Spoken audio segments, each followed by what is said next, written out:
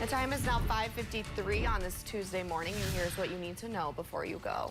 One woman is dead after a crash in Aiken County that also left 8 other people hurt. The crash happened on Tame Fish Lake Road and Highway 169 in Hazelton Township, just south of Aiken, at 7:15 Friday night. According to authorities, an SUV towing a fish house was traveling north on 169. That car had 7 people inside, all from Hazelton Township, ranging in age from 3 to 39. Meanwhile, a pickup truck was headed east on Tame Fish Lake Road. The 2 cars crashed in the intersection. 34-year-old Maggie Spichala, who was driving the SUV, died in the crash. The other 6 people in the SUV and the 2 people in the pickup were taken to the hospital with non-life-threatening injuries. Alcohol is not believed to be a factor. We now know the name of the Duluth woman stabbed to death this weekend.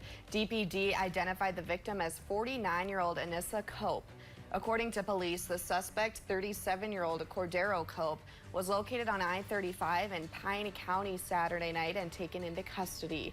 That's after officers responded to reports of a stabbing around 7:30 Saturday night on North 27th Avenue West in the Lincoln Park neighborhood. Authorities found Anissa Cope with numerous stab wounds. She had died on scene. Officials say the suspect, later determined to be Cordero Cope, got into a car and fled the scene and was arrested around 9:30. He is facing pending charges for second-degree murder. A tragic update on a crash in Superior last week that closed down a portion of a highway. As we reported, the crash involved a bicyclist closed the eastbound lanes of 2nd Street Friday evening.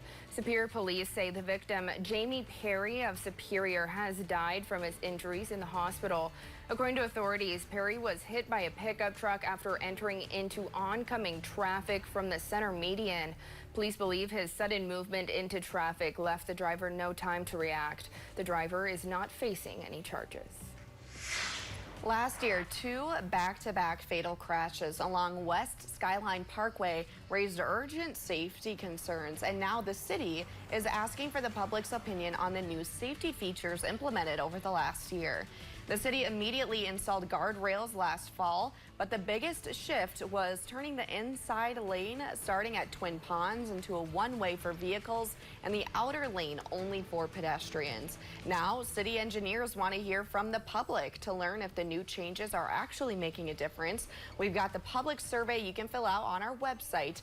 The new features will be implemented for at least a year before a more permanent fix to the road.